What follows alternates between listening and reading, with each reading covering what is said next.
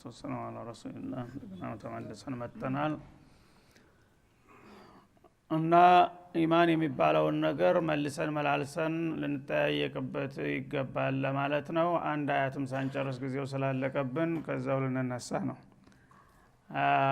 እና ለሁም ጀናት እንደ አይነቶቹ አማኞች አላህ Subhanahu Wa Ta'ala በጣም አስገራሚና አስደሳች የሆነ ለምለምና ጸጋማ የሆነች ሀገር ተዘጋጅታላቸዋለች። ለዛ ይጠብቁ ይላል። በዚህ መልኩ የሚመጡ ከሆነ ለሁም ጀናት ተጅሪ من تحتها الانهار من تحت اشجارها وقصورها ከዛፎቿና ከህንጻዎቿ ስር የተለያዩ ጅረቶች እየፈለቁ የሚሰራጩባት የሆነች በጣም አስደሳች የሆነች አትክልታማ ሀገር ለነሱ ተመድባለች ይላል።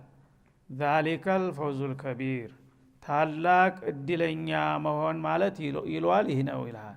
ذلك الفوز الكبير እንግዲህ አላህ Subhanahu Wa Ta'ala ይሄን መሰለ ጀነት ለዘላለም ላንተ የሚሸልምህ ከሆነ ከዚህ በላይ ምን እድል አለ? የመጨረሻ እድል ይሏል ይህ ነው ይላል። እና ባሁን ጊዜ ግን ሰዎች እድሎች ሞልተዋቸዋል፣ ብዙ እድሎች ማለት ነው በየቀኑ የሚቋምጡላቸው። ذلك الفوز الكبير የእድለኞች እድል ጣራ መደምደሚያው ይህ ነው።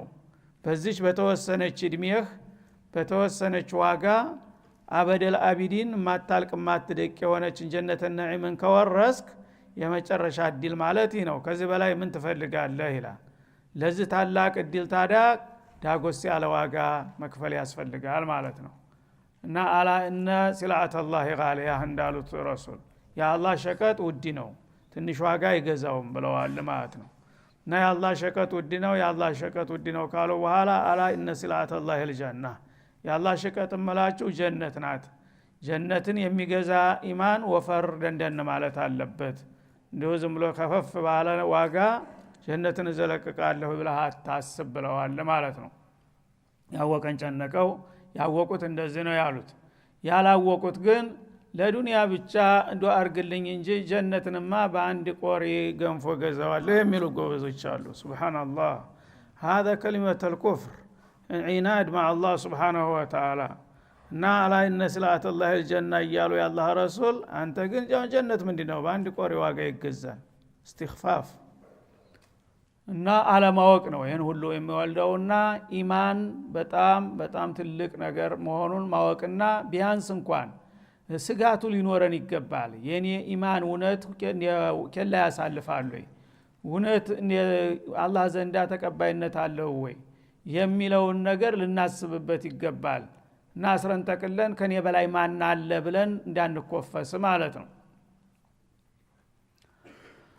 ذلك الفوز الكبير ታላቅ እድል ማለት ይህ ነው። የመጨረሻ እድል እንግዲህ ይሄንን ያገኙ ሰዎች ምንም ነገር ቢያመልጣቸው በዱንያ ምንም ያመለጣቸው ነገር የለም። ይሄ ያመለጣቸው ደግሞ ሁሉን ነገር ቢያገኙም ባዶ ናቸው፣ አላገኙም እያለ ነው አላህ Subhanahu Wa Ta'ala። ጀነት ያላገኘ ሰው ዱንያን በሙሉ ዳርስተዳር ረግጦ ቢገዛ ምስኪን ነው፣ ምንም የለውም። ምክንያቱም አፈራአይተ ኢመተዕናሁም ሲኒን ይልሃል። እነዚህን የዱንያ ሰዎች ብዙ አመታቶች ሁሉን ነገር አሟልተን አሳክተንላቸው ብዙ አመታቶችን እያቀማጠልን ብናኖራቸው ይልሃል። ثم جاءهم ما كانوا يوعدون ከዛ ያው ውሎ ሰንብቶ ማለቃ ይቀርምና የተቀጠረው ነገር ሲመጣና ሲሰናበቱ ያ ነገር ሲመጣ ሁሉም ረግፎ ሲቀር ይላል ما اغنى عنهم ما كانوا يمتعون 100 አመት ሲቀማጠል የቆየው ነገር ምንድነው የተጠቀመው? ነገ ጀሃነም ከሆነ የሚቀበለው ይላል። ሱብሃንአላህ። እንግዲህ አንድ ሰው እድሜውንም ሀብቱንም ስልጣኑንም ሁሉን ነገር ሰጥቶት 100 አመት ረግጦ ቢገዛ ዱንያን በሙሉ ዳርስተዳር እንደነዙል ቀርነን ከዛ በኋላ ግን ያቺ ነገር ስታልቅ ጀሃነም ከሆነ የምትቀበለው ما اغنى عنهم ما كانوا يمتعون ይላል። ምንድነው ያ ለተወሰኑ አመታት ሲጨፍር ሲደንስ የቆየው ምንድነው የጠቀመው? ምንም ጥቅም አላገኘም፣ እዳ ነው ያበዛው ማለት ነው። ግን ሙእሚን የሆነ ሰው በተወሰኑ በወራት እንኳን ትልቅ እድል ሊያገኝ የሚችል ሰው አለ። ሰዕድ ብን ሙዓዝ የተባለው ሰይዱል አንሷር የመዲናው ዋና አለቃ የነበረው አንሷሮች እድሜው በእስልምናው 6 ወር ነው። እስላም ተቀብሎ ነብዩ ጋር የቆየው የሰራው 6 ወር ነው። በ6 ወሩ በኡሁድ ያው ዘመቻ ቆስሎ ታመመ። በኸንደቅ ዘመቻ ነብዩ አለይሂ ሰላቱ ወሰለም በበኒ ቁረይዛዎች እንዲፈርድ እንጋበዙት። ከዛ በኋላ ሞተ። በ6 ወሩ ተሰለመ። ምን አሉለት? ምን ተባለ ለሳዕድ? እና እህተዛ አርሽ الرحمن لموت سعد لا اله الا الله እና ሳዕድ በመሞቱ የአላህ አርሽ ተናወጠ ተንቀጠቀጠ አሉ። ትልቁ የአላህ ወዳጅ ስለሞተ በ6 ወር ኢማን ማለት ነው። እኛ ግን 60 ዓመት አስቆጥረናል ማሻአላህ። እና የመቆየት ጉዳይ አይደለም። አላህ ጋራ ሱብሃነሁ ወ ተዓላ ባጭር ባቋራጭ መንገድ አላህ የወፈቃቸው እንደዚህ ይገናኛሉ ማለት ነው። ይሄ እንግዲህ ጉር ነው፣ ታይቶ ተሰምቶ የማይታወቅ ነገር። ነብይ እንኳን አልተነገረም። አንድ ነብይ ሲሞት አርሽ ተወዛወዘ ተብሎ የተነገረበት ጊዜ የለም። ምን ቢያደርግ ነው ይሄ ሰውዬ እንደዚህ የሆነው? እሺ በ6 ወር ኢማን ذلك الفوز الكبير ان بطش ربك لشديد። እና ከዚያ በኋላ ወደ ጥላቶቹ ተመለሰ እንደገና ማለት ነው። ወዳጆቹ ብዙ ጠጣርና ከባድ ዋጋ ቢከፍሉም እኔም የምከፍላቸው ዋጋ ቀላል አይደለም፣ ፈውዘል ከቢር እየጠበቃቸው ነው ብሎ አረጋጋቸው ማለት ነው። እና በእነ ህይወታቸው ቢቃጠሉም ቢፈነዱም ቢያሩም እኔ ዘንዳ ፈውዘል ከቢር አላቸው። ይሄ እስካላቸው ድረስ ዱንያ ምንድነው ብሎ እነሱን ባጭሩ ታረጋጋ በኋላ ወደ ጥላቶቹ ደግሞ መለስ በማለት ኢነበጥሽ ረቢከ ለሸዲድ ይላል። ጥላቶች ደግሞ ለጊዜው በሰጣቸው ጉልበትና መሳሪያ ተጠቅመው ወዳጆችን ቢጨፈጭፉና ቁምስቅላቸውን ቢያሳዩአቸው እነሱም የጊዜ ጉዳይ ነው። ቀጠሮ ሲደርስና ሲይዛቸው የኔ አያያዝ አያድርስ ነው፣ ፈጥራቂ ነው ይላል ማለት ነው። እና አላህ Subhanahu Wa Ta'ala ሐሊመን ላ ያዕጀል ነው፣ አይቸኩልም። ለምን? ሁሉን ነገር ወስኖ መጥኖ አስቀምጦታል። እሱ ዘንዳ ዱብዳ የሚባል ድንገተኛ አስደንጋጭ ነገር የለም። ሙጅሪምም ገና ከመፈጠሩ በፊት ምን አይነት እንግዲህ ሙጅሪም እንደሆነ ያውቀዋል ማለት ነው። ሲመጣ ጧቂያ ሆኖ ህዝብን ሲጨፈጭፍ ሲያቃጥል እንትን ሲል ይሄ ነገር እንደሚያረግ እሱ ሳይፈጠር ያውቃል ማለት ነው። ያው ማድረግ ያለበትን ነው እያደረገ ያለው፣ ግን ቀጠሮውን ይጠብቅለታል። ቀጠሮው በመድረስ ጊዜ በቃ እንግዲህ ታቆማለህ እዚህ ላይ ያላህ እንግዲህ ተሻገር ወደ ተዘጋጀልህ ቦታ ይባላል ማለት ነው። ስለዚህ እንግዲህ አንዳንድ ጊዜ ሱብሃንአላህ ለመስማት እንኳን የማይቻል ሁኔታ፣ ለምሳሌ የበሻር የሚያደረገው ነገር ሰሞኑ ይሄ እንግዲህ 2 ዓመት አስቆጠረ። ህዝቦች በመላይን የሚቆጠሩ ያለቁት፣ የጠፉት፣ የታሰሩት፣ የተቀጠቀጡት ምኑ ተቆጥሮ ተሰፍሮ ያልቃል። ሰው ቀርቶ መሬት ግንብ አልችለው አለ። ይሄ ሁሉ እያደረገ ዝም ይለዋል ማለት ነው። ለምን? ይሄን ሁሉ እንደሚያደርግ መጀመሪያ ተወስኗል። ማድረግ አለበት፣ ያን ማድረግ ያለበትን ነገር ወቅቱ ሲደርስ ግን ይተዋል ማለት ዘበት ነው። ኢነበጥሽ ረቢከ ለሸዲድ። ምን ያስቸኮለኝ? የታባቱ ሄዶ ያመልጠኛል። ሲይዝ እኮ አንድ ጊዜ አድቅቄ ነው የሚይዘው፣ ያቺ ቀጠሮ እስከምትደርስልኝ ብቻ ነው የምጠብቀው ይላል ማለት ነው። ኢነሁ አላህ Subhanahu Wa Ta'ala ሆ ዩብዲ፣ ፍጥረታትን ካልነበሩ ጀምሮ ያመጣ እሱ ነው። ወይዒድ፣ ሲፈልግም ደግሞ በክለሳ እንደገና ይመልሳቸዋል። የሞቱትን ያለቁትን የበሰበሱትን እንደነበሩ አዲሶ መልሶ የሚያመጣ ጌታ ነው። የዚህ ያለ ኃይል ያለው ጌታ ምን ይፈራል? ለምንስ ይቸኩላል? ይላል ማለት ነው። ያዳላው ስለሆነ። ፍጡር ግን ደካማ ስለሆነ ጥላቱን እድሜ ሊሰጠው አይፈልግም። ምክንያቱም ተዋለ ታደረ ያይለኛል ብሎ ስለሚፈራ ወዳው በተቻለ ፍጥነት ሳይቀድመ ይልቅደም ነው የሚለው። አላህ ግን የማይቸኩለው ለምንድነው? በራሱ ስለሚተማመን ነው። መጀመሪያ ሰዓቱ ኖሮ ያመጣዋችሁ እኔ አይደለሁም፣ ነገም ስፈልግ ደግሞ ግፌ ወስዳቸዋለሁ፣ ነገ ደግሞ መልሼ አመጣቸዋለሁ። ሙሉ ስልጣን እጄ ላይ ስላለ እኔ በእናንተ አልበሳጭም አልቆላጭም፣ ብቻ ቀጠሮዬን ጠብቄ የማደርገውን አደርጋለሁ። እስከዛ ጨፍር፣ የት ትሄዳለህ? እና ሆዩ ቢዲው ወይዒድ ማለት መጀመሪያ ያልነበረውን ጀምሮ ያመጣዋል። ማንም ሳይነግረው ሳያማክረው በቀጥታ መፍጠር የሚገባውን ሁሉ ይፈጥራል እለት በእለት በየቀኑ። እንደገና ደግሞ የሞቱትንም ነገ ተመለሱ ተቀሰቀሱ ሲላቸው ያለ ምንም ችግር ወዳውኑ በቅጽበት ይቀሰቀሳሉ ይመለሳሉ ይላል። እንደ አይነቱ ጌታ ጋር ታዲያ መጣላት ይበጃልን ነው የሚለው። ወሁወል ገፉሩል ወዱድ እንደገና ደግሞ እሱን በወቅቱ በአግባቡ አውቀው ለተገዙና ለታዘዙት ባሮቹ ስተት እንኳን ቢኖራቸው ምህረት ሰፊ ነውና በምህረት ይሸፍናቸዋል ከመስመሩ እስካራቁ ድረስ ማለት ነው። እንዳውም ይወዳቸዋል ይላል። ሱብሃንአላህ። እና ገፉር ማለት እንግዲህ ጥፋተኛን በጣም በእጅግ የሚምር ማለት ነው። ሰው ሲባል ከጥፋት አያመልጥም። ወንጀል የሌለበት ሰው ጭራሽ አይገኝም በምድር ላይ። ኩሉ በኒ አደም ኸጣ ወኸይሩል ኸጣኢን አተዋቡን ነው የተባለው ማለት ነው። እንደ ኻጢ እንኳን አይደለም፣ ኸጣ ቢሲገቲል ሙባለጋ የሰው ልጅ በጣም ስተተኛ ነው። ሁሉም ሰው እያለ ነው ማለት ነው። ግን አላህ Subhanahu Wa Ta'ala ያ ስተተኛ ከመሆነ ጋራ ስተት ብቻ ሳይሆን ሌላ ደግሞ ጥሩ ጎን አለህ ማለት ነው። ኢማን አለህ፣ ተቅዋ አለህ፣ ሶላህ አለህ። ግን ሰው እንደመሆነ ትሳሳታለህ፣ በየቀኑ ታጠፋለህ። በጥፋትህ ግን ግግም ብለህ አትቀጥልም። በስጠት ማጥፋትህንም ታውቃለህ፣ ትጸጸታለህ፣ እስትግፋር ታረጋለህ፣ ተውባ ታረጋለህ። አሁንም ደግሞ ላለማጥፋትም ትሞክራለህ። ግን ጸባይህ ነውና ትመለሳለህ፣ ታጠፋለህ። እንደዚህ ከሆነ እየታገልክ ነው፣ ታጋይነህ አንተ እጅ አልሰጠህም ለሰይጣን ማለት ነው። ይሄ ከሆነ አላህ Subhanahu Wa Ta'ala ምን ያደርጋል? ገፉር ነው ላንተ፣ ምህረተ ሰፊ ነው እንጂ ተጥፋትማ ነፃ አይደለህም። እንደገና ደግሞ ገፉር ነው ከተባለ ያው ወንጀለኛ ነበር በመሰረቱ፣ ብቻ ጌታ ይቅር አለው። እንዲሁ ሰው ነው እንዳይባል ወዱድ አለ። ግደለም ወድሃለሁኝ። ሱብሃንአላህ። ጥፋተኛም ከመሆንህ ጋራ በመሰረቱ ኢማንህን የሚንድ ጥፋት እስካልሰራህ ድረስ፣ ሽርኪያት ኩፍርያት እስካላደረክ ድረስ የመለስተኛ ጥፋቶች ቢደጋገሙና ቢበዙም እንኳን እምራቸዋለሁኝ። ምህረተ ሰፊ ነውና ከኔ ምህረት ያንተ ወንጀል ሊበዛ አይችልም ይላል አላህ Subhanahu Wa Ta'ala። እንደገና መማር ብቻ ሳይበቃኝ እወዳለሁኝ፣ በጣም እወዳቸዋለሁኝ። ለምን? ጸባያቸው ነው፣ በተፈጥሯቸው ማጥፋት ያለ ነገር ነው። ግን በጥፋታቸው አይቀጥሉም። ሁል ጊዜ ምን አለብኝ አይሉም። ስጋቱ አለ፣ ተውባ ይደረጋል። ይሄ እስከሆነ ድረስ ምሬም እወዳቸዋለሁ፣ ከመማርም ማለፌ አፈቅራቸዋለሁ ይላል አላህ Subhanahu Wa Ta'ala። ወዳጆቹ እንደዚህ ነው። ዙል አርሽል መጂድ እንደገና ደግሞ የታላቅ ዙፋን ባለቤት ነው ይላል። ራሱን እያስተዋወቀ ነው። እንግዲህ አስማኡላህ አልሁስና ማወቅ በጣም ጠቃሚ ነው።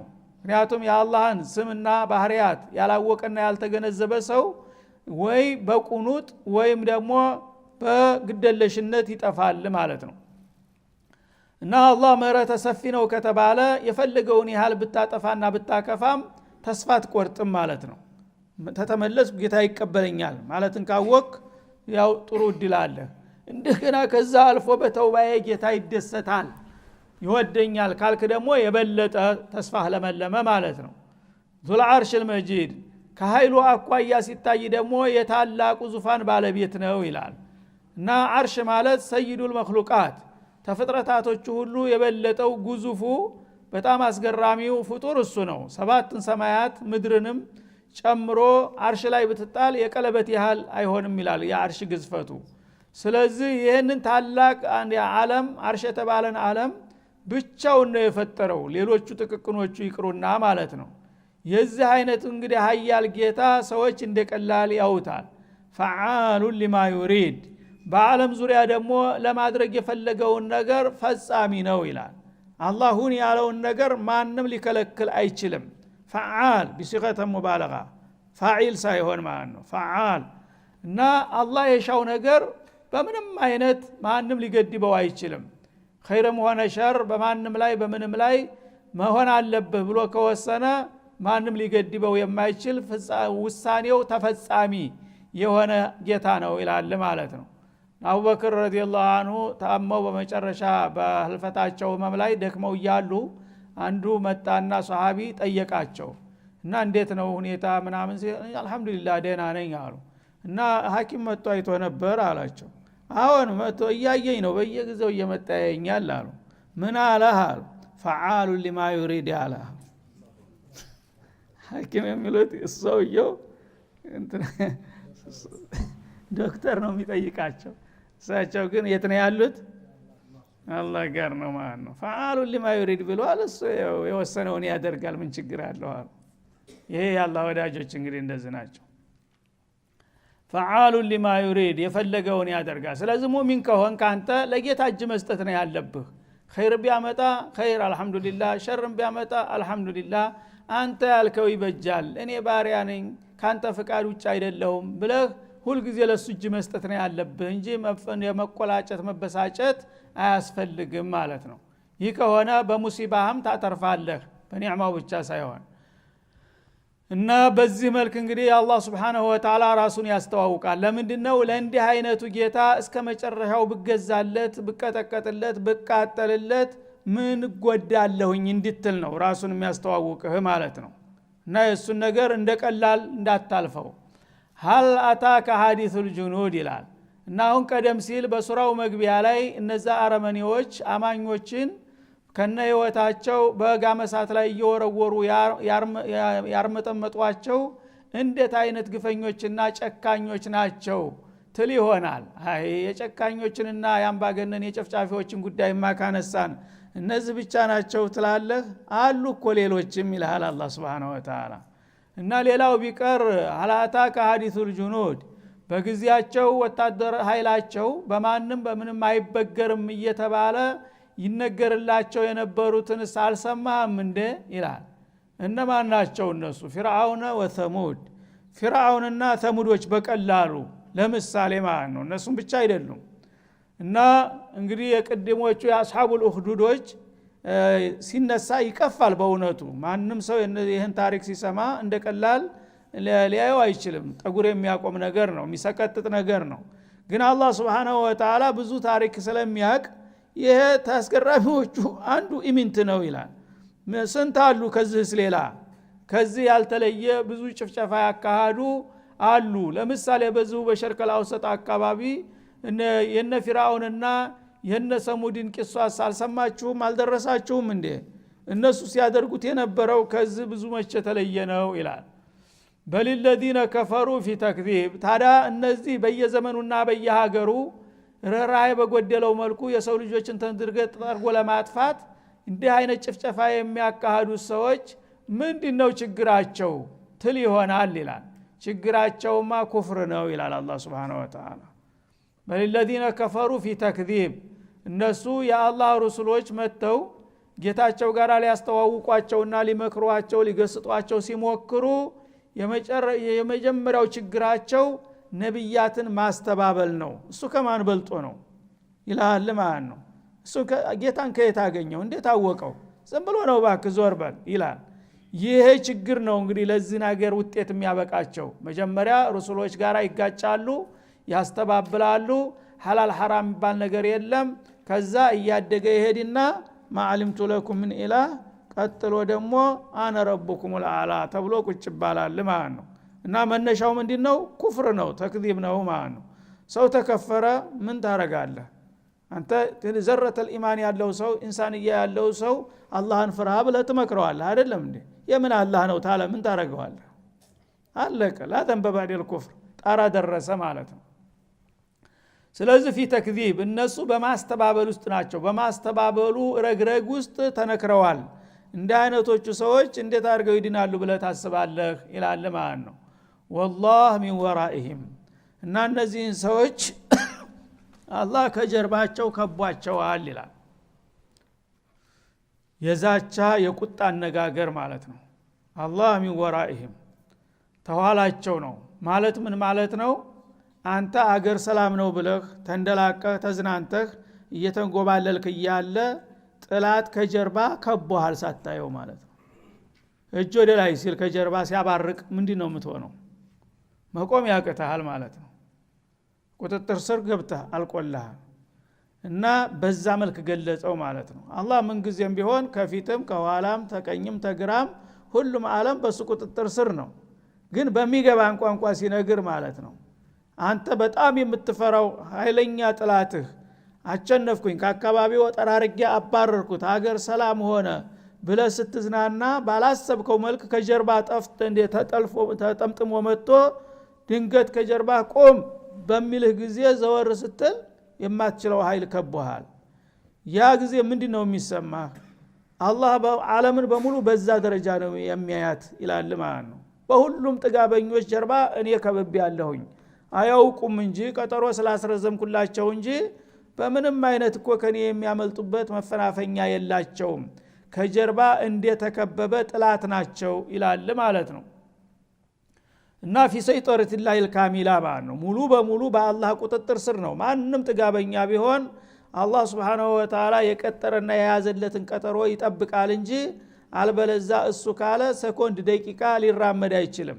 ከጀርባው ሁሉ ጊዜ አጥምጄ እየጠበቅኩት ነው ይላል ማለት ነው ሙሂጥ እና የከበበ ነው በኃይሉ ተጀርባ በኩል ከቧቸዋል ተጀርባ የሚለውን ቃል በተናጠል የመረጠው ለምንድን ነው ከግራ ተቀኝ ተፊት የሆነ ነገር በቀላሉ ይታያል ማለት ነው ከጀርባ የሆነ ነገር ግን አይታይም እና ከጀርባ ደግሞ የምታረገው ምንም ነገር ማትፈራውን ነገር ነው ዞር ብለህ አታየው አማን ነው ብለህ የተማመንክበትን ወደ ጀርባ ተዋለህ ትንሽ የሚያጠራጥርህን ግን ዞር ዞር እያልክ ተከታተለዋለህ አይደለም እንዴ ባልታሰበው ባልተጠረጠረው በኩል ዱብ ብሎ የሚይዝ ነው ለማለት ነው እንጂ ሁሉም ጃሃቶች እሱ ናቸው አላህ ከጀርባ ብቻ ሳይሆን ከሁሉም በኩል የከበበ ነው በልሆ ቁርአኑ መጂድ ታዲያ የነዚህ ጥጋበኞችና አምባገነኖች ዋናው ችግራቸውና መነሻቸው ኩፍርና ተክዲም ነው ከተባለ ያንተም ህዝቦች ያው ነው ችግራቸው ማለት ነው አንተ ይዘህላቸው የመጣኸውን ቁርአን